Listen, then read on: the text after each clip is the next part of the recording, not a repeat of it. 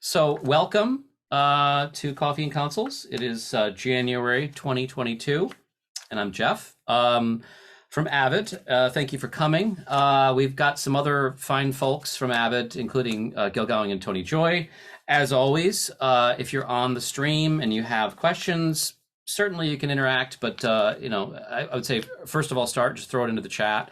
And those guys can discuss and perhaps have a little bit of dialogue while we're kind of keeping things flowing.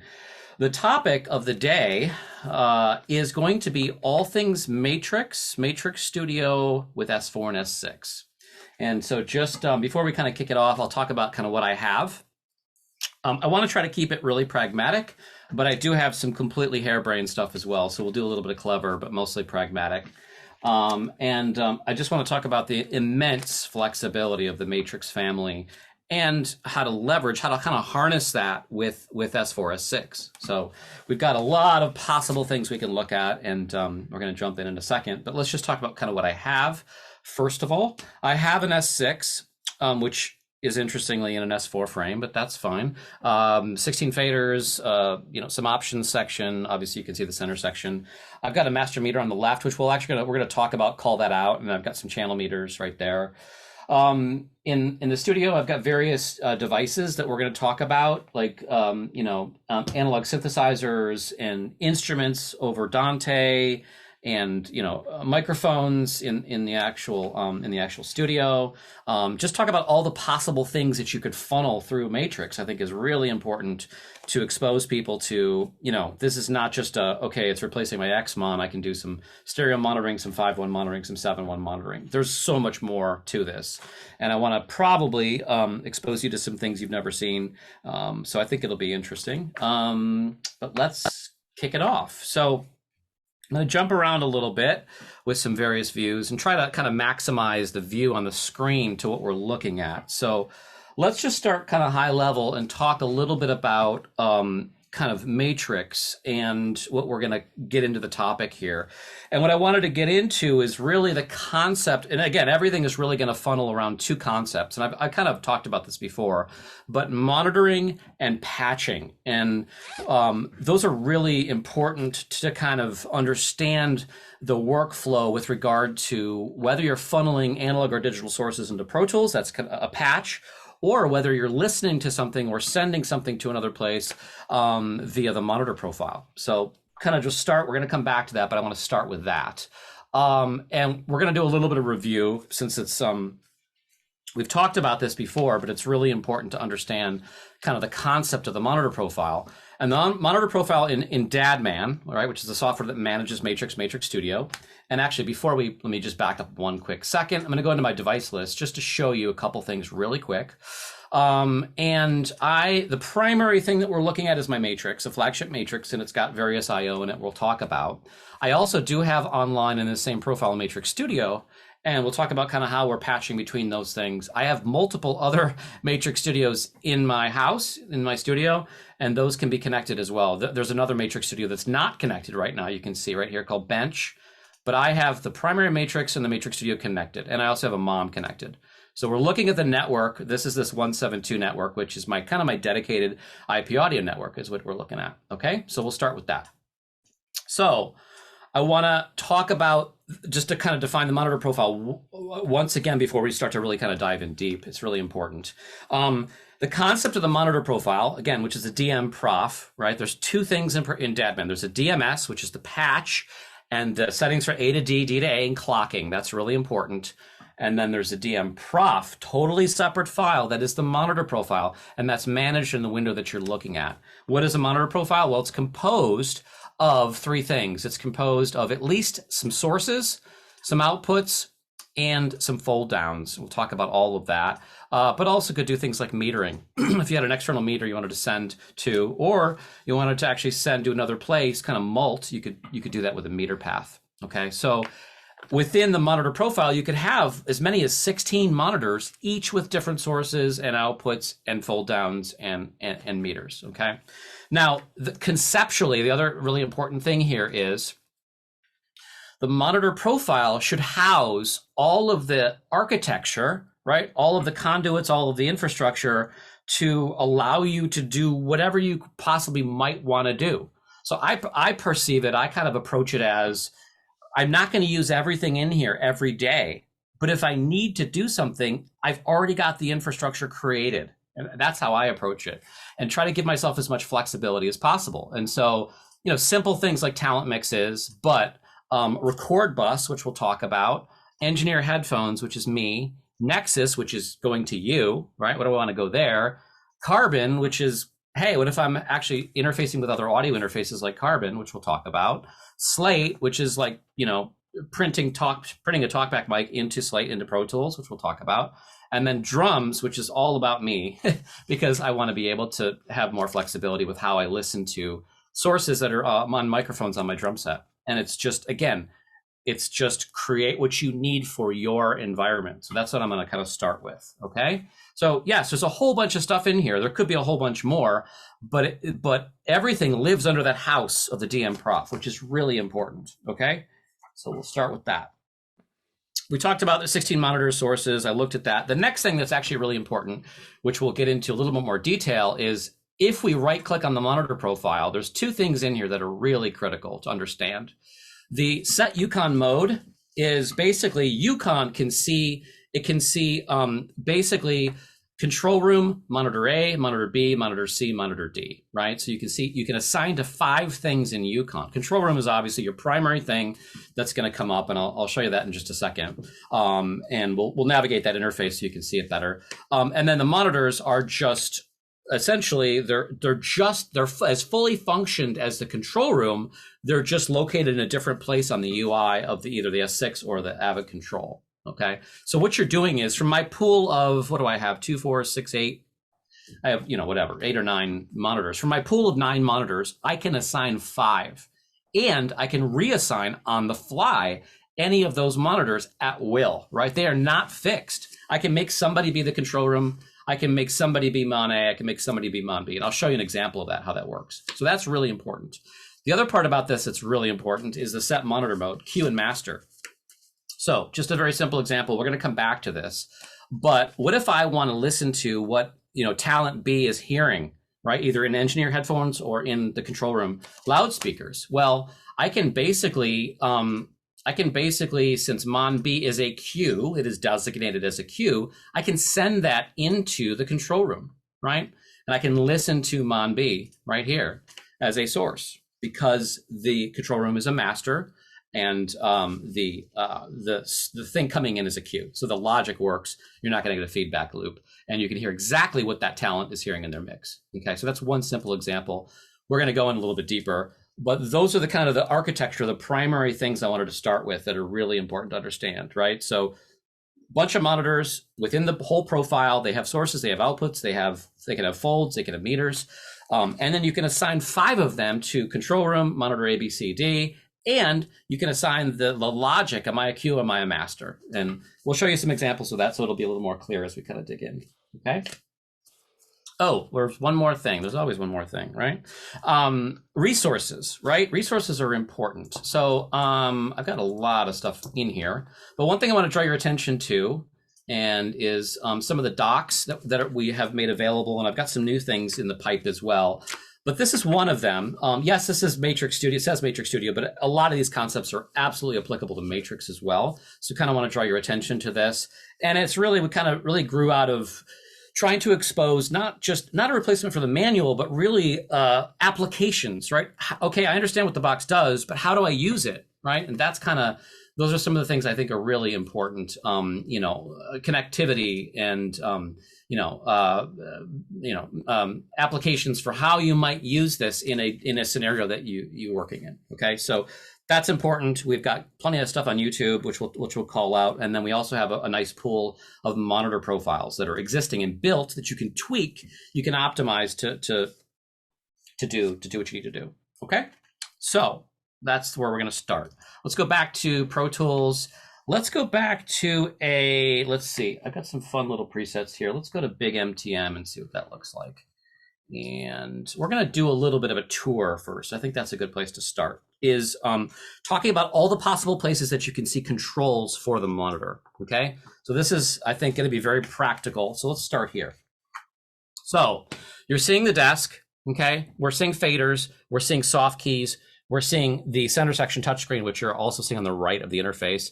And then over here, you can't really see much yet, but this little panel is part of the post meter, which we'll talk about as well. So let's start at the beginning and talk about the control interface, okay? So because I assigned that thing called control room in my monitor profile to EUCON equals control room, that is what is showing up right here, right?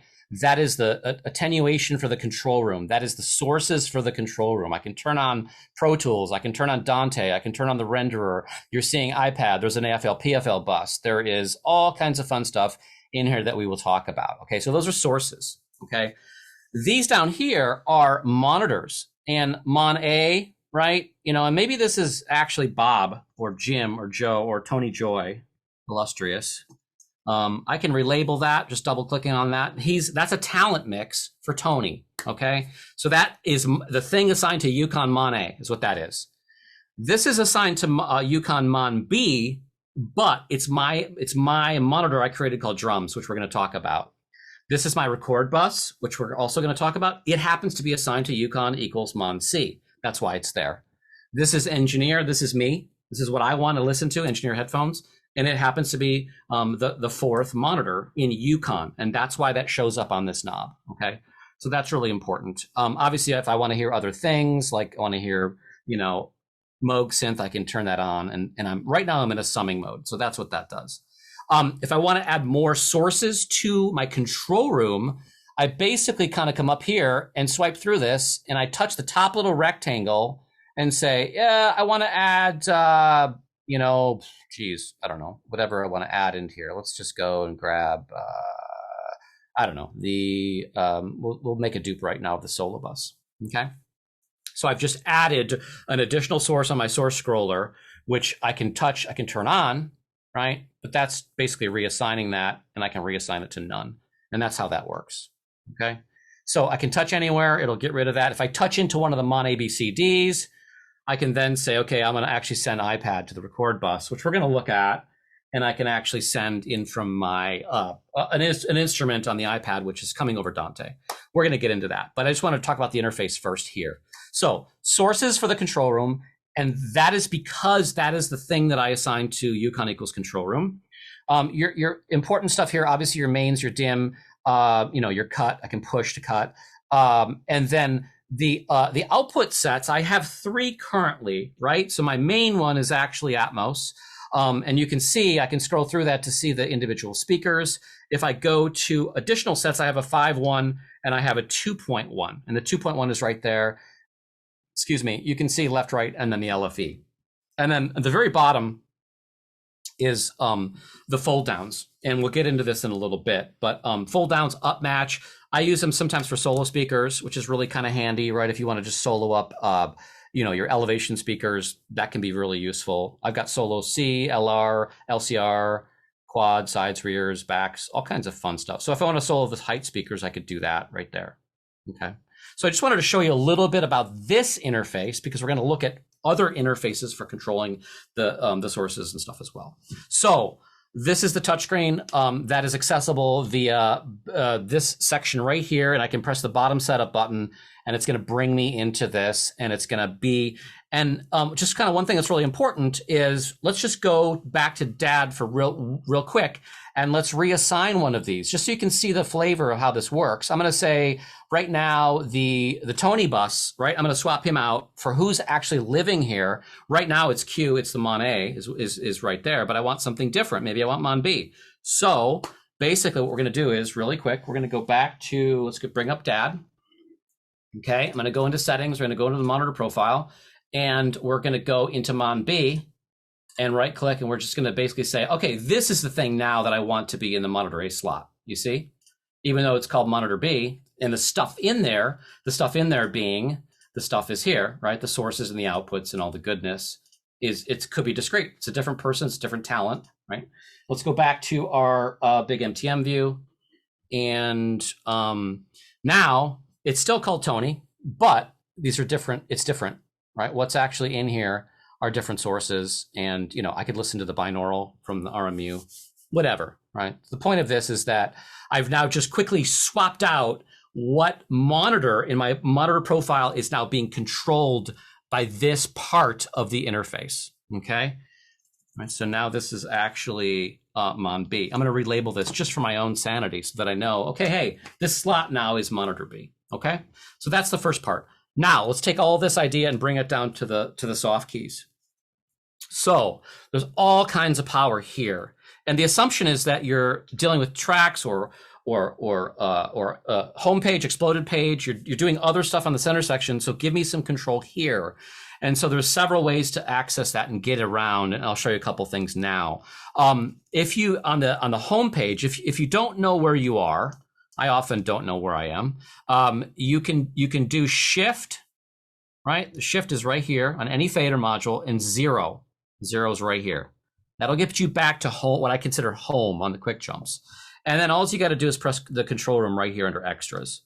And that's going to give you kind of as default sources, and then, you know, basically mute speakers, control room, speakers, talkback, stuff like that. And it only eats up the bottom, right? And the reason for that was really kind of, if you were like working with layouts or, you know, layouts and automation, you could keep that stuff up here, right? And at the bottom, you just have, it's only stolen a small amount of real estate. That was kind of the idea with that. Okay, so in here, I can see I've got HDX turned on. I can turn on Dante virtual sound card, Dolby. I can turn on another workstation, my iPad. I can see all the sources. You can either page, and there's a source right here to flip through 11 through 20, 1 through 10, or even better, use Source Plus. Source Plus steals vertical real estate, and I've got a lot of stuff in my profile, as you can see, but you can have 24 inputs at once, and I can see them all. So I can say, okay, let me listen to what's coming in from Carbon. That's actually the stream, which we'll talk about coming from Carbon right now. Let me turn on my Moog as well. Let me turn on, you know, re-renders, whatever. I can see everything in here very quickly, and then if I want to collapse it, I can go back to source, okay? Over here, really defaults to switching speaker sets. And actually, we'll put this up here too at the same time so you can kind of see a couple different things at once. So I'm switching speaker sets, as you can see, right? There's Atmos, there's back to the 2.1. Talkback is turned on, as you can see. I've got dim and cut on. We'll take the dim off and the cut, okay? And then there's a couple fold downs. If I want to go into speaker view, I press speakers. And that's a 2.1, so there's 3 speakers, pretty straightforward. But if I were to toggle into Atmos, then I'm going to have more speakers. And this can actually handle up to 22 speakers. So if you hit Speakers Plus, this is actually going to, again, steal vertical real estate to let you control up to 22 speakers. So, you know, obviously bigger setups, pretty useful. Back down to speakers, shrinks it down. There you go. Let's go back to our 2.1. There's our 2.1. Press the center button. You're back at control, and you got some individual things, right? That concept of like solos and up match and fold downs, there is a whole page under fold, right? And so I could get to, what do we talk about? Oh, elevation. So solo your height speakers, right? We talked about that. Solo your LCR, right? So those are really handy. Go back to control. If you want to get out of this, right? Again, you can just press close, or you can always just do Shift 0, and that'll get you back to home as well, okay? So that's a really kind of quick tour. We're going to get in further, but that's a quick tour of what's here. One other one that's really handy, I use all the time personally, is Shift. Shift right here, Shift Jog. What Shift Jog is, it says these 4 guys right here, the Mon A, B, C, D that are assigned in EUCON, put them right here, A, B, C, D, right? So me, I'm D, I'm an engineer, headphones. We changed A to be B. Monitor A, this slot is actually now talent B, right, as we said. And then this is drums, and this is record bus, which we'll look at in a second, and then D, okay? So that's a handy, just show me all my kind of talent mixes or my mons, not the control room view is what that is. Shift 0, I'm gonna go back to 0. While we're in this view, it's not really hugely obvious, but I do have the ability to do cuts and dims and you know, speakers and sources and all this kind of thing from the small panel on the master post module as well. Okay, so that's where I wanted to start with the tour of the desk. What did I miss? I'm sure I missed some things. Oh, there's some other stuff in there. I don't want to go too far into the weeds because I want to show a lot more stuff. But I I do want to kind of circle back to this. Shift plus, so I built a whole bunch of crazy QuickJumps in here as factory, but there's a Shift plus. Shift plus is basically, well, okay, and I've actually customized this too, so I am going to get into the weeds, sorry. But let's just go do a really quick, I'm going to go to soft keys. I just want to do a really quick discussion of how you can tweak some of this stuff, okay? And the concept of the locate. And what do we say? Plus. Okay, so if I hold down Shift, basically what's going to happen when I do this is it's going to say the left, this guy right here is going to go to automation 1. This guy right here is going to go to automation 3. This guy right here is going to be sources 1 through 10, which is part of the monitor construct. And I just changed this. This is not factory. This is going to go to user 1. User 1 is a factory page, but I just remapped the 4th thing to actually go to factory, to go to users. You're basically, okay, edit me, change me. That's what I put in here intentionally, right? So the point of this was like, you can make your own custom monitor stuff that you want to have quick access to. And you just hold down Shift, and you can basically assign, I'm doing a jump to specified page, right? I'm basically saying for automation module right, jump to a certain page. And I chose the user page, which I'm just freely burning over is really what I'm doing, okay? So that's why when I press Shift plus, it's getting me here. And we're gonna talk about here in just a second. The cool thing about this is I can still do a source plus. I can still expand my sources if I wanna see everything. And then I've got a lot of cool kind of custom stuff in here that I wanna show you in a second, okay? Okay, so that's the start. Believe it or not, that's where we're going to start. So we looked at some control. Oh, there's a couple other methods of control I want to mention, just lay out here real quick, because I'm gonna call it out, and I want to make sure we're good on time. I want to basically explain some other possible ways to control that we haven't mentioned so far. So far, we've only looked at touchscreen, we've looked at soft keys, we looked at the post module. There's also going to be faders, there's going to be meter bridge, there's going to be GPIO, and there's going to be foot switches, okay? And I don't have a Matrix Studio in the control room, but if I did, I could also fiddle with the switches on the front of that also. That's another possibility. So I just want to kind of call a couple other things out here. So 2 things real quick. I do happen to have a mom attached to my Matrix network. And so if we go to mom, we look at this, layer 1 is basically set very simply to Talkback, right? And if I turn it off, you're not going to hear me. But that's all that's doing. Very, very simple, right? Layer 2, in my case, is turning an element on for the control room, right? So there's a source, and there is listen back, and listen back's being turned on, right? And so if I flip between layers, I can toggle between talkback and listen back, engaging that. And you can see right there, source, listen back, engage that element or disable that element. So there is a foot switch. It's hooked up to the mom. I can trigger it. It's going to toggle that, and that is one other way to control things. I could use it for engaging the sub, like for my 2.1, right? For, let me hear it with or without the sub. I could do it for, crash to mono. I could do a million different things, and I could assign that to a foot switch and have a separate action for each layer with mom. Again, if I had Matrix Studio, I'd have another tab in here, and I could assign everything to not only the external, which is foot switch, but also the switches on the front of the box. So I just want to call that out as well. Okay. Okay, here we go. One more thing. I'm gonna call this out again because it's really huge and important. And it's the concept of the patch versus the monitor.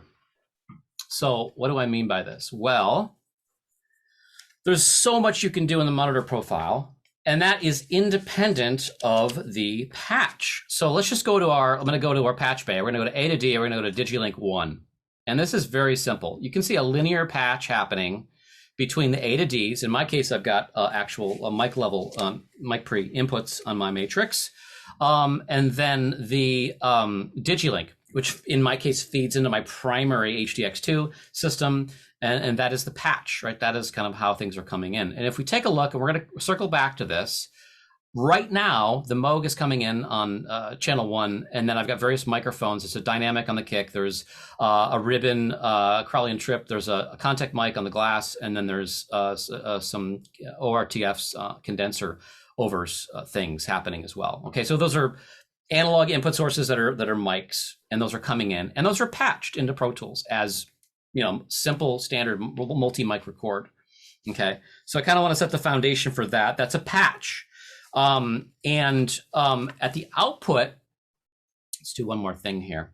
Let's just go to the DAs for a second so you can see this. One really important concept, these little tiny black X's that you're seeing here, okay? So one really important concept is that outputs can either be a patch or a monitor. They can't be both. So if you allocate a resource to a DA, which obviously I'm doing, you can see left, right, center, sub, right? I'm monitoring through analog speakers. I'm using that in my monitor profile. Those outputs are gone. They cannot be used for a patch to a, let's say an external headphone DA or something, right? And that's what the little X is referring to. Inputs can be patch and monitor, right? You can sniff, you can listen to any input you want anywhere in your monitor profile and basically source those wherever you want as well. Okay, so that's a really important concept. We can listen to something, but we can also, feed that out into our DAW or other destination. So that's an important concept I want to just discuss. Okay, so what I thought might be cool is we did a reassign already. Okay, so let's do this. Let's actually go. I'm going to change my view here for a second, and let's do a couple things here. Let's just kind of kick it off and maybe look at Slate and look at some other things. Where should we start? Let's actually start with our solo bus because I think that's kind of fun. So we're going to go, let me go into a different view here real quick. Okay, so I get a different view. Let me go to tracks view, and we're looking at Pro Tools, right? Obviously, okay. Let's do this first. Let's just talk about a couple different things I think that is interesting. So we're looking at a track on the timeline in Pro Tools. It has a source input. Source input is record, right? So it is basically being fed via Digilink into Pro Tools, into my recorder, into my DAW, okay? Now, if we go back to our monitor section over here, and I think I told you that record, which is considered Mon C, is this concept of, hey, wouldn't it be cool if I could quickly get something into Pro Tools without having to always change the input or the routing or whatever?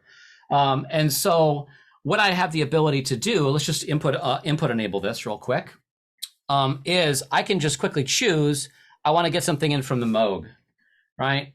And I've got now meter deflection, right? Because I've basically sourced that, and I'm going to show you exactly kind of how that's built. That coming in. Likewise, I've got the iPad, right, which is also a Moog, a virtual instrument right here. If I enable Talkback, right, it's me, right? It's me coming in over that bus. Listen back, right? I can do listen back plus the iPad plus the Moog, and now you're getting, and you probably aren't hearing this right now, but that's fine. I just want to show you there's meter deflection. But the point of this was really like the idea of, okay, record is not only it is basically a way to inject any possible source that you want and send that, the output of that is a Digilink output, okay? So let's just go real quick. Let's flip over to DADman so I can explain this and show this a little bit better. So go to the monitor profile and let's dig into record. I'm going to expand this, expose this so we can see it. So Moog is a shared source. You can share sources as many times as you want. That's the beautiful thing about this. I already showed this. It's an AD. It's a line level input, and it's an AD1, right? Really simple. iPad, what is that? Well, it is a USB-C adapter from Audionet AVIO, which is hooked up to my iPad. So I can literally stream any virtual instrument instantly into Dante, which means it's into Pro Tools or into my control room or whatever. It's a beautiful thing. If I want to listen to the return of a digital reverb over AES, I can do that. That's my PCM96. If I want to quickly get into Slate workflows, which I'm going to explain, I can do that. That's Talkback. Listen back. There's a mic set up in the studio. Drums, and then DVS, which I'll explain in a second. That's also really important. Okay, so let's just talk about a couple things here that's important. Record is a master, right? That means other things can be fed into this. And I'm going to explain this in a second, but drums is another thing that's actually feeding into record, okay? Because record is set as a master. And lastly, the output of record is a Digilink pipe and a DigiLink pipe is getting it to Pro Tools, right? So this is sending something to Pro Tools via the monitor section. It's kind of another alternative to patching it in the patch bay. It's just a different way to pull it off. So I wanted to kind of show that, because I think it's kind of cool and very, very flexible and powerful to be able to quickly send something in, again, from any kind of Dante or analog or mic source or whatever. Okay, so that's kind of the idea with that. Now, we have let's see, and obviously I could take all of that you've seen, and which I can funnel it down here as well, right? So let's go into that heads up 4 view. So shift jog, and say the record bus is right here. Actually, no, that's not right there. Monitor C is the record bus, right? So the second I turn on TB, I'm getting meter deflection. I'm funneling me on this mic into Pro Tools, right? I'll turn everything off except the iPad. iPad's coming in, kill the iPad, no iPad, okay? So that is stuff flowing into the record bus, which is controlled here, summed, and then also on the touchscreen as well, okay? Now, let's do another, while we're in here, how are we doing? We're doing good.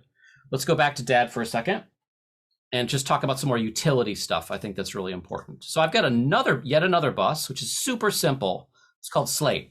And this is a common, how do I approach this? How do I accomplish this? Just want to print a Slate in Pro Tools, for whatever, for voice work, for ADR, for whatever you're doing.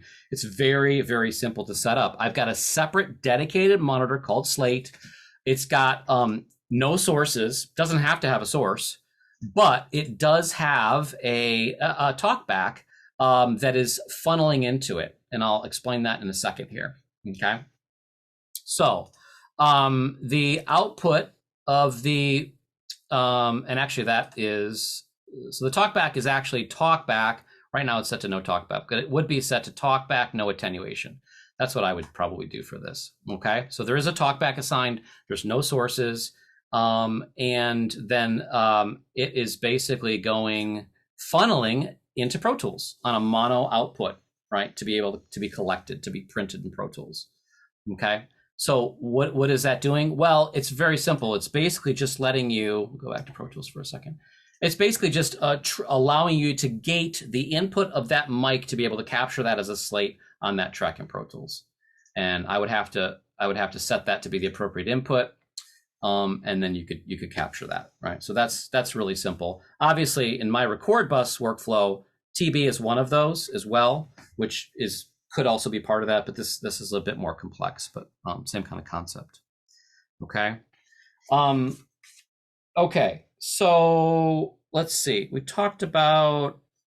Oh, let's look at the master queue concept. I think that's kind of interesting as well. So we're going to go back to Dad for just a second. We talked about drums. And let me just refresh your memory for a second here, because this is getting a little bit down the rabbit hole. So record, right? Record has something called drums in it. What is that? Well, because record is a master, it means that I can feed any monitor in my profile that's a queue into it. And I came up with this harebrained idea to be able to listen to any individual mics that I have set up. And again, this is not patching. This is not, I still have the multi mics, as I showed you, that are always going to Pro Tools, that are there. I can start printing, record. I can always do that. This is extra functionality for just me to be able to listen either in the control room or listen in the talent mix, in front of the drum set. It's just all about me. And the idea was just, wouldn't it be cool if, and that's kind of why I built this. So record, I just explained what record is. It's a bunch of various analog and digital sources that are feeding into Pro Tools, right? You got that. One other thing, kind of like little bypass here while we're in here, which is important also as a concept to understand, is if you're doing work in stereo and you're doing work in Atmos, for example, which I think are very different, obviously, requirements of sources and outputs and things like that, you can create distinct paths that are different widths. Now, what am I talking about here? Well, I'm going to explain it here in a second. My control room has a DVS-RR. What is that? It's Dante Virtual Sound Card-RR. RR is the name of this workstation. It's an 8-channel path. It's a 7-1, right? So I could listen to a 7-1 sound effect or 7.1 re-render or whatever, right? It's a 7.1. And it's using the first 8 inputs of Dante, the main Dante daughter board in the matrix, okay? So why am I explaining this? Well, I've actually made in my record bus, I've made a discrete thing called Dante, called DVS-ST. It's not a 7.1, it's stereo. And it's a separate thing, but it's really not. And the point of this is I don't want to have to do a fold down or do, I want to have it cleaner just visually. So I just basically made something that's a discrete, another source, but it's actually using the same inputs, 1 and 2, only the first 2 inputs, right? So the idea with this is, what I'm trying to say is that you can have parallel workflows. You could have within the same monitor profile, all of your stereo sources and outputs for stereo work in Pro Tools with DigiLink in monitors, and then have all of your 714, let's just say, sets coming from whether it's Dolby Audio Bridge, and then all your, like I'm doing, analog and Dante sources coming in, etc., and then your outputs, all in the same profile, and just have different widths depending on the use case. Today I'm mixing stereo, tomorrow I'm mixing Atmos, and you can do that just by leveraging those different paths. Really powerful, really flexible. Okay, I just took a bypass. So I apologize for that. But I want to get back to drums, because this, again, was kind of my harebrained idea that I thought was kind of fun, clever. So what did I do here? Well, basically, I created a drum monitor called Q. And in Q, not called Q, a drum monitor, a monitor called Drums, which is AQ. And inside of there, I've got the individual dynamic mic, I've got ORTF, I've got a FAR ribbon, I've got a contact mic on the glass. I've got all this stuff, right? Those are analog input sources. And that is something that can be sent anywhere, meaning the control room, into any talent queue, into the record bus, if I so want, right? So I just want to show you the flexibility of the concept of a queue, right? We just defined that drums is a queue. And check it out. In record, there is a thing coming in called drums. So let's just take this another step further. There's no signal out there right now, but that doesn't matter. I was just trying to think of how we could actually, I need somebody to play, but that's not going to work right now. But the idea of this is I think really pretty sound. And monitor A, let's just go into monitor A as well, right? Drums is coming into monitor A. And that means if you're sitting at the drum set and you just want to literally hear what is that ribbon mic doing in that position, right, X feet away from the kick drum, you could isolate that and listen to that on headphones immediately, right? And again, this is independent of all the feeds coming in for recording, which are patch. This is all about monitor. It's all about extra goodness that you can create for your use case. Now, again, some of this may not make any sense for what you're doing, but I just want to show some of the flexibility that's in here that you can do. I think it's pretty fun. Okay. Let's keep going. How are we doing? We're doing good. Meter and track layouts. Yeah. Now this is pretty cool. So let me find a profile here that's gonna make this look reasonable. And we probably want, let's see here. Actually, let's go to the big camera for just a second. And okay, so we're at the desk. So we've talked about a couple things. I want to show you a little bit more of that on the desk in a different way. Now, what are we going to do here? Well, I want to look at that master meter bridge, and I want to look at this faders. So what are some things that we just talked about that we want to maybe access? Well, one of those would be the record bus, which I kind of tried to outline and describe, and that's right here. And, like I said, we can turn on the iPad, for example, and that can come in to the record bus, which you could ultimately feed into Pro Tools. So I can create layouts of monitors as well. And I can either press the layout button or I can do shift backslash, and I'm going to go and get to record. Okay. And what is record? Well, record is a bunch of sources that are feeding into that monitor. That monitor is called record. And if I press, you're seeing meter deflection on the iPad right here, right? That source is enabled or disabled. If I turn Moog on, I've got meter deflection on the Moog. Yeah. Sorry to interrupt. There is the plugin window in front of the camera. The plugin windows are always fun, aren't they? Thank you. Appreciate that. Yeah. Yeah. It always goes in the wrong place. Thank you. So back to what we're looking at real quick here. I'm going to mute both the Moog and the iPad. Okay. So you're looking at, you can see the touchscreen a little bit. You can see the bridge up there. So look at the bridge right there is actually on our master meter. If I go to the Moog, you're seeing deflection on the Moog. And this mute switch now is allowing that Moog to get through the record bus. Right? Likewise, meter deflection on the iPad, that's allowing the iPad to flow through to the record bus, etc. If I enable TB, that it's me now flowing into the record bus. So you have a combination of whatever sources you want to see on any monitor up there. Carbon mix, I'm going to explain in a second. That's actually a digital feed coming off of our Carbon in a different room. And I see meter deflection off the 2 mix off of Carbon. Nexus, which is right here, that's me. I'm the only thing right now going through Nexus. Let's bring up the Nexus layout. So I'm going to go quickly into here, and you should be able to hear Carbon. Right? Carbon's now been sent to Nexus. So this is just, okay, what do I want to send to you? Right? I can send Pro Tools. I can send Carbon. I can send whatever. I could choose to, you know what, let's actually do this. This is a good exercise. Let's say right now, I don't have access to the Moog. I don't have access to the iPad. I want that stuff to be able to send to you. Let's go create that. How do we do that? So what we're going to do is we're going to go back to DAD. And basically, we're going to go into our monitor profile. And the beautiful thing about this is these sources already exist. They're named.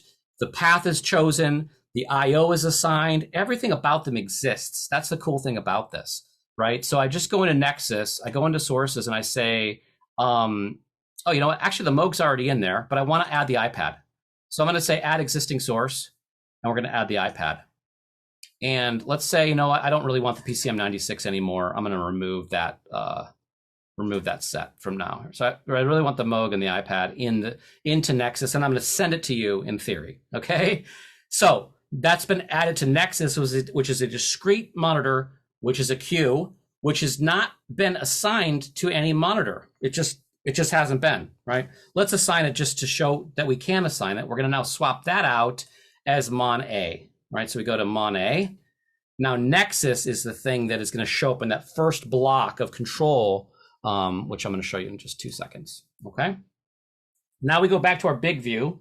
And our big view is, we're in Pro Tools, and we're going to go to the big view. Okay, so we're back here on the desk, right? Okay, I'm going to get out of this layout for a second. We're going to go change our layout because we want to incorporate some of the new stuff that we put in there. And how do we do this? Well, basically, let's go to the tracks page so you can see it here. Okay, so I'm on the desk. I'm going to go to layouts. We do it on the tracks page. I'm going to go to assign. And now, instead of being in Pro Tools, I need to actually go flip over to DAD, okay? Because I want it to look at the inputs, which are ADs, and I want it to look at the source, the monitor construct stuff as well, okay? So I'm going to rebuild this. And this, what is this? This was our record. Actually, no, I'm sorry. This was our Nexus layout, right? Right here, okay? So I'm going to do a shift. I'm going to do a shift and a clear all. Okay, and we're going to add, and actually, you know, I should do this in a different view so you can see it better because you're not really seeing it very well right here. So let's go to a combination view. Okay, so that might be, yeah, that might work. Okay, this should work. So back up just a second, and we're going to go back, and we're in tracks. You can see tracks. Sorry, I'm trying to manage a whole bunch of pages at once. And I'm going to go to assign, okay? And we're going to make sure, I'm going to click on DAD. That's kind of what you're going to see, okay? I clicked on DAD specifically because I want to use sources from DAD to populate into this layout, if that makes sense, okay? Now, what I need to do is I need to figure out what I want to use. And in this case, I am specifically concerned about Nexus, right? So I'm going to go and grab some sources that I might want to send to Nexus. So I'm going to go, we're in assign mode. I'm going to go 1, 2, 3, 4, 5, 6, 7, and then that'll be last. And I'm going to start pop on 1, okay? And I'm going to go to store, and I'm going to overwrite M Nexus. Lowercase m Nexus is what I'm considering a layout for tracks for monitoring. And I'm going to hit store. Okay. I'm going to get out of layouts for a second. We're going to go back to our big view so you can see better.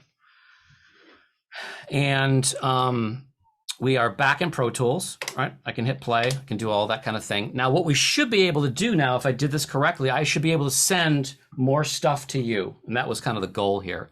So we're gonna, just real quick, just two ways to kind of do the same, kind of accomplish the same thing. I'm gonna take it one step further. I'm actually going to use a spill zone, right? This is the left spill zone. This is a right spill zone. So I'm gonna open up the left spill zone. I'm gonna do Shift \. What is that? Well, it's a quick access for the layouts. And then I'm going to say, bring me the Nexus layout. Okay.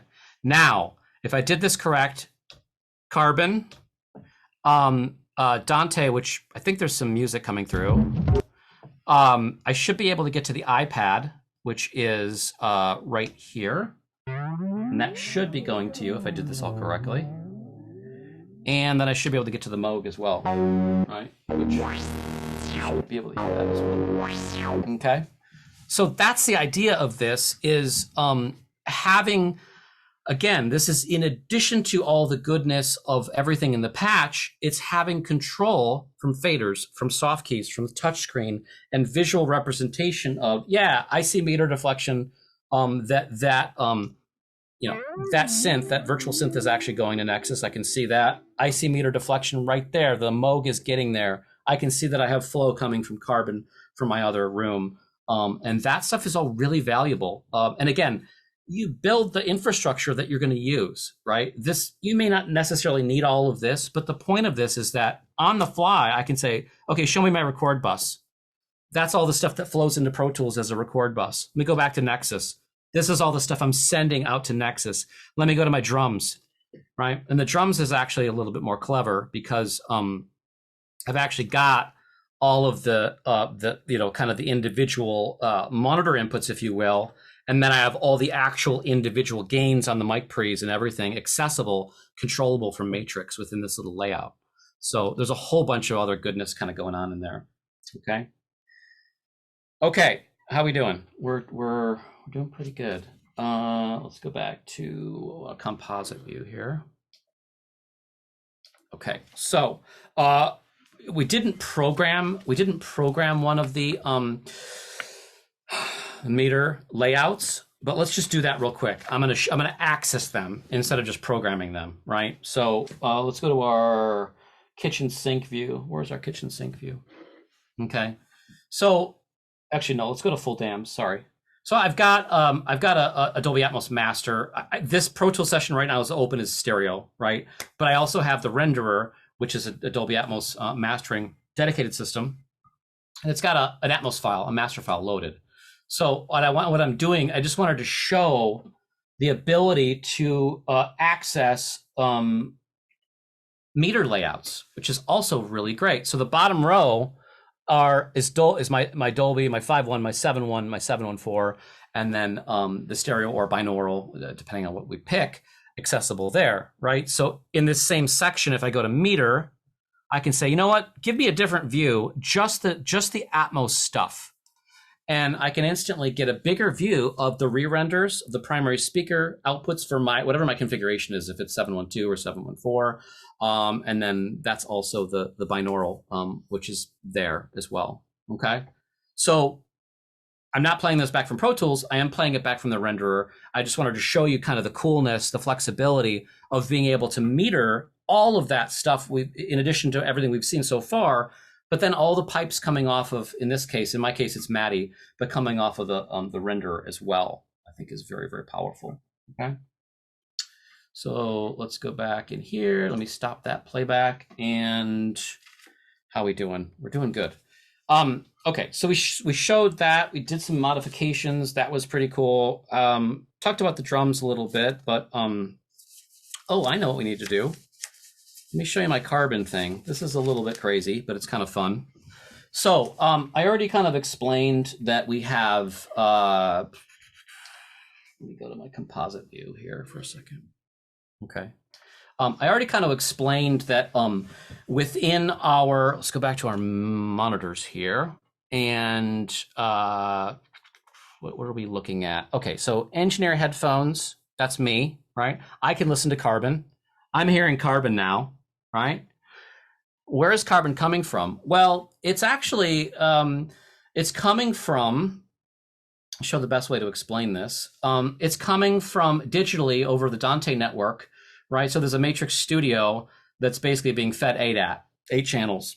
First 2 channels are the mix, the LR output, and then 2 DIs, and then 4 of the variable Z, 5 through 8, right? Those are direct coming into my system over Dante. So maybe we should look at that. Let's just go just to kind of talk about signal flow a little bit.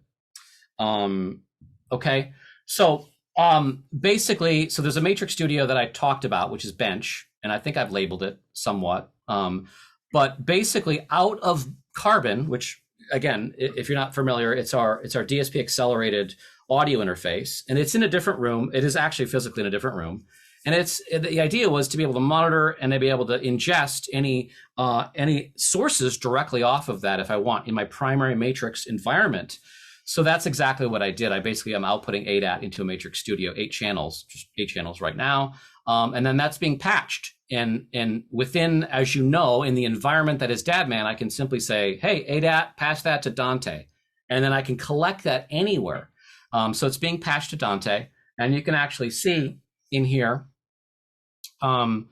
Matrix Studio, right here, Carbon, right? Carbon mix left, mix right, instrument 1, instrument 2, and then the variable Z, mic 5, 6, 7, 8. Those are basically being patched 57 through 64, okay? And that is being, where is it being sent to? Well, it's being sent into the, this is the Dante 128 card, right? That's what this is. So it's being sent over the Dante network.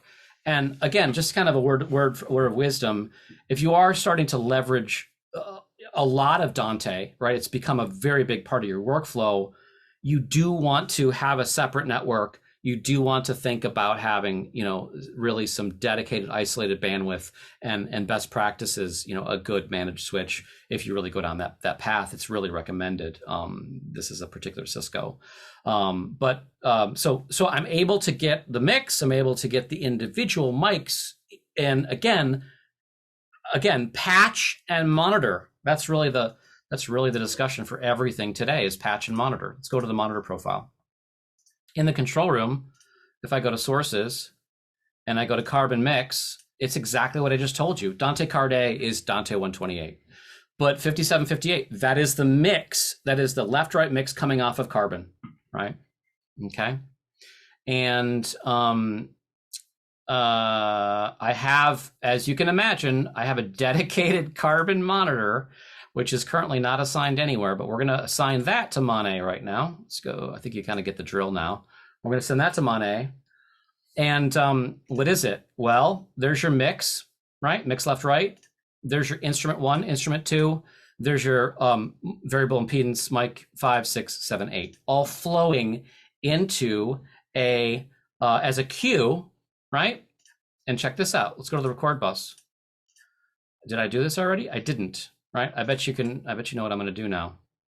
We can add Carbon, right? I'm just adding Carbon as a source input to record, right? So let's go back to Pro Tools. We'll test our theory here. So let's go back to a composite view. I got too many views, I think that's a fact. So, okay, so we're back in record mode, right? Let's look at our record bus. Our record bus is here, and let's engage Carbon, and we have Carbon coming in, right? We have Carbon now coming into our record bus, and we could get super granular if we wanted to. Now, if we go to the top monitor, what is it? Well, that top monitor are all the individuals. And I think if we go to, I can't remember exactly, but let's turn 5, 6 on. They're probably noisy because they're in my utility room. Yeah, that looks more like noise, doesn't it? That's exactly what it is. Let's just turn one of them on. Yep, that's exactly what that is. So check it out. So now we can hear the incredible noise coming out of off of my water heater. That's really what that is. But hopefully starting to kind of see the trend here, the idea of the flexibility of being able to really do some amazing things. And it's really all leveraged. It's all because of Matrix. And it's not just patching, right? Yes, patching's part of it. Matty patching, Dante patching, DigiLink patching. But the monitor constructs that you can create, again, with the source, with the queue and masters, and kind of folding things into each other and then funneling that somewhere is really, really powerful. One more thing. There's always one more thing, isn't there? Shift plus. I told you I was going to do a little bit of custom stuff, and we're not totally burned on time yet, but I want to do a couple quick things. So the idea with this was to be able to. This was, I think, in a response to a customer wanting to do some more like broadcast workflows, right? So the idea was, okay, how do I quickly toggle between like a PFL workflow and just a traditional workflow? So if you're not familiar in Pro Tools, you can assign, and of course Zoom is in the way always, isn't it? You can assign a dedicated AFL PFL path, right? And that's right now assigned to solo. Okay. So I thought it would be cool if we could have a soft key, right? And the idea for me was two things, and it could be three things. And the three things was that I wanted to accomplish was, let's just go up to options real quick, right? So Pro Tools is in, let's go to solo in place, right? Right, yeah, okay. So Pro Tools is in solo in place. I want to put Pro Tools in PFL mode, turn a solo path on in my control room, and switch to a different set of speakers, all in the same kind of move. That was my goal. So I basically created switches. I created a PFL custom soft key, which I'll show you here. Let's actually go into soft keys, and I want to go to the automation module, which is right there. And I only did two of the steps because I didn't want to change a different speaker, but I could also change speaker sets as well. So Surface is saying engage turn the path on called solo, put Pro Tools into PFL mode, and then I would add a third step that would be, switch to a different set of minis, perhaps, right? That was one possible workflow. And then solo in place, I want to basically take Pro Tools back to solo in place, and then I want to go back to turn that solo bus off, right? So that was that was what I was trying to accomplish. But basically, this should work. And solo is, you probably can't see. Oh yeah, you can kind of see my finger. Solo's right there, right? So what this should do, if I go into PFL, it should basically turn the solo path on, and it should send, if I've done this correctly, let's see here. It should send Pro Tools. Let's just take a look here. Oh, no, that's in solo in place. Okay, so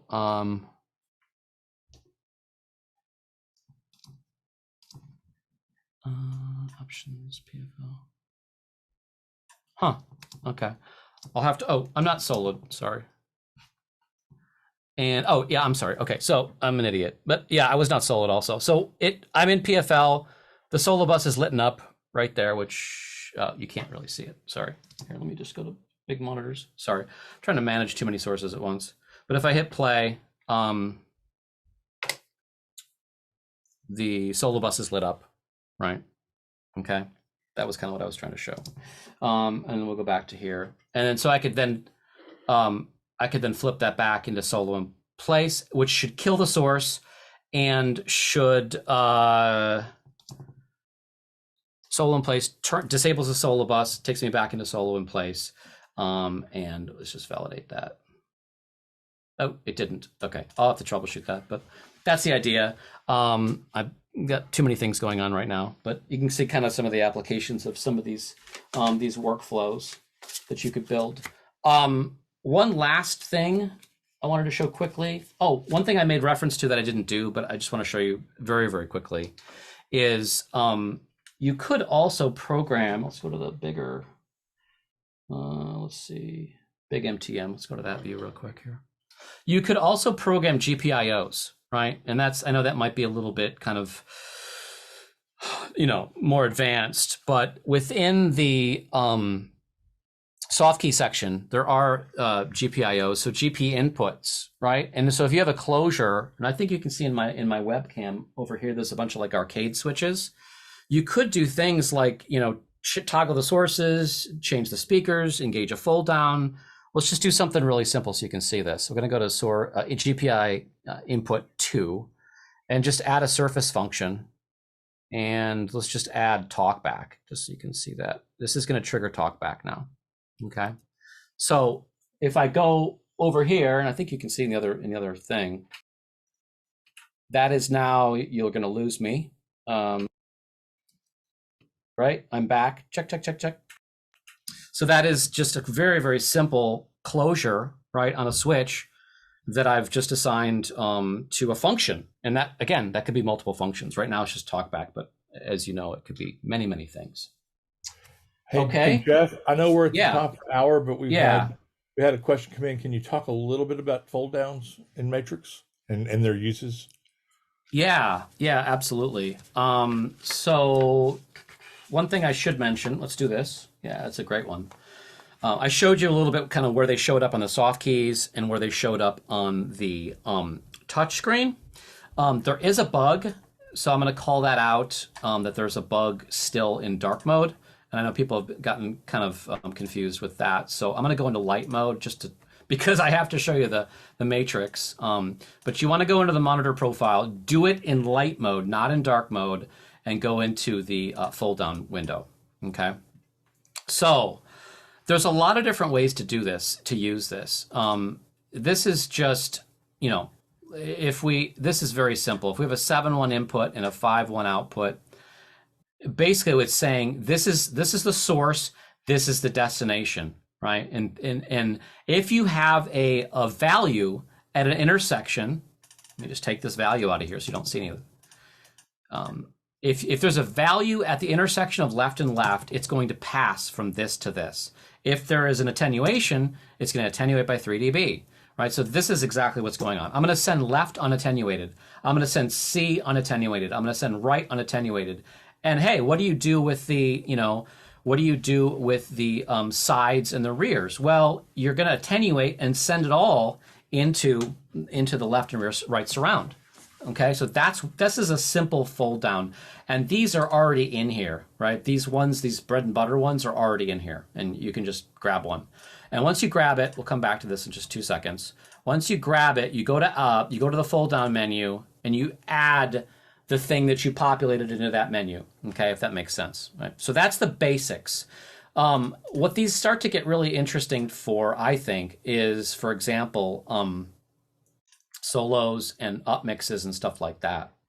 And so what this is all about is, let's just say you are working in whatever format you're working in. We'll just go to 714. We'll just go to 714.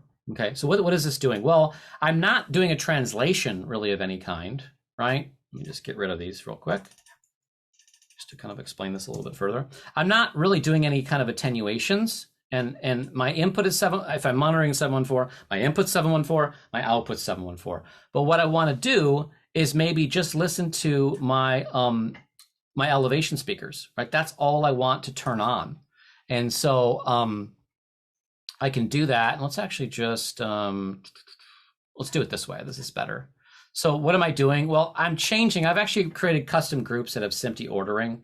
Maybe that's for another discussion, but I've just changed the custom group that I'm choosing, and that's kind of why I did that. Okay, so what am I looking at? Well, I just want to look at the left top 1. I'm going to put a 0. Right top 1. I'm going to put a 0. Left top 2. Right top 2. So what did I just do? I let signal through when this fold is enabled for only the elevations. This just made basically a solo preset for height speakers. That's all that did, right? Conversely, let's just say you want your front wall of big speakers. How would you do that? Well, that's pretty simple. You just let left through, you let right through, and you let C through. Now you've just soloed the LCR, right? And then that's this thing here. And then you would just go back into whatever your monitor was. Again, the monitor is the entity, and you would make sure it's assigned in here, okay? But as you can imagine, if you had larger configurations of speakers, you could start to, like arrays and things, you could actually start to, do attenuations on specific speakers and fold into 5.1 and fold into stereo, whatever, right? Whatever you want to do, or send something that's in the rears to the front LR, just to kind of listen to it. I know there was consoles like DFC and stuff that would do that. You can build whatever you want. It's just another kind of translation layer, and it's part of this thing under fold down.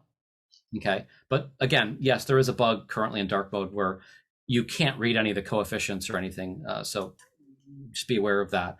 And then once you create it, save it, assign it to the fold down of the monitor, you're good to go, and save your DM prof. It's all in there now. Any last questions? I think we're probably at time. This was brilliant. My favorite was the recording bus. Like if you have multiple sources, if you want to record something while playing a synth, it's super cool. Yeah, thanks. Cool. I mean, it's just thinking about it in a different way. As always, you always have this. This is the important thing to understand. You always have this. This is the patch. And all this analog stuff, it's getting to Pro Tools already, right? But I don't want to have to rechange the input of Pro Tools. I don't want to have to rechange anything in DAD. I just want to have, what if I want this? Okay, cool. I've got a radio that's hooked up to, I don't know, maybe a boombox or something. I want to just ingest a cassette. Okay, it's there. I can turn it on, it's there, right? So it's immediacy of like, I have an idea, I want to hear it now. There's something to be said for, listening, idea, capturing it, right? And then, you know what? Actually, I'm going to do one more thing because I know we're out of time, but it'll be in the stream. If you want to go off, you can. But I think this is kind of clever and also fun. So I'm going to go to one last screenshot here, and this is something I kind of came across, and it was kind of interesting. But let's see. So you're going to the mix bus. I'm going to take that out of input right now. Okay, so what is this? Well, this last thing I want to show you that is, again, it's another harebrained, but it's something that I've used that is really fun and really useful. So basically what it is it's leveraging QuickTime. And because you have all this goodness of Dante Virtual Sound Card and Matrix and send anything anywhere, everybody has QuickTime, right? QuickTime can record PCM up to 16 channels at once, and you can feed it from DVS. And so what this means is if you're doing some crazy, it doesn't matter. You could be doing, scrubbing or shuttling or, any kind of playback in Pro Tools. Just play some stuff back. Let's actually go real quick here and open up this channel and turn this on, and just there's tone now actually being sent out a 7.1, right? That's what's going on here. If I hit record, that's being ingested into QuickTime, right? And I've sent that through DVS. And here, let me just make a new audio recording. And you can see signal flowing, right? That's coming from a SMPTE 7.1 is getting in there, right? Why? Well, initially it started as I want to be able to do weird varispeed and scrubbing and manipulations of Pro Tools audio on the timeline, which you can't really re-record in Pro Tools, but I could re-record in QuickTime. And then I figured out that it's actually recording not just stereo, it'll record up to 16 channels, and it's PCM, and it follows the sample rate of Dante. And so you literally could have this as a safety, as a creative bus, I think of it as like a munge, like a weird, just be recording and I'm going to just do things. And it's just there, it's being fed. And so just real quick, it's Dante Virtual Sound Card. It's a simple new audio recording. You can actually see that it's PCM 48K and there's a bunch of channels and it actually does follow SMPTE order. And then you're done, and this will play back. Now it should be playing back through our DVS stream, that was just stereo, but this would be, here, let's just record real quick. This should be tone out of various channels, and we'll hit stop, and then this should play back. Yep, and you're not seeing the meter bridge, are you? One more thing, real quick. Back to the big view. You're saying multi-channel playing back. There's your DVS, right? So again, some of this is just thinking creatively and doing weird things, but Matrix, there's no end to it, right? You think of, well, could I do this? And then you think about it for a bit and you're like, yeah, I can actually do that. So it's just leveraging, just kind of creating the infrastructure, putting into your monitor profile, trying things, and super powerful. So with that, thanks for everybody for stopping by, and we appreciate it. This will be captured and posted, and if you're not aware, this resides in the Coffee and Consoles playlist on our Avid Pro Tools YouTube channel, not the Avid, the main Avid channel, but we have a newer Avid Pro Tools channel, and there's a Coffee and Consoles playlist. So this will go up probably early next week, and then every other Coffee and Consoles we've done, going back to the first one we started last April, they're all there, and they will all be there going forward. So if you want to go back, and if you aren't sure of some concept that he went over today, this will all be there unedited, so you can really go back through and make sure that all that knowledge soaks in, plus all the other ones that Jeff has done in the past. Great resource. Well, thanks very much, and we'll see you next time.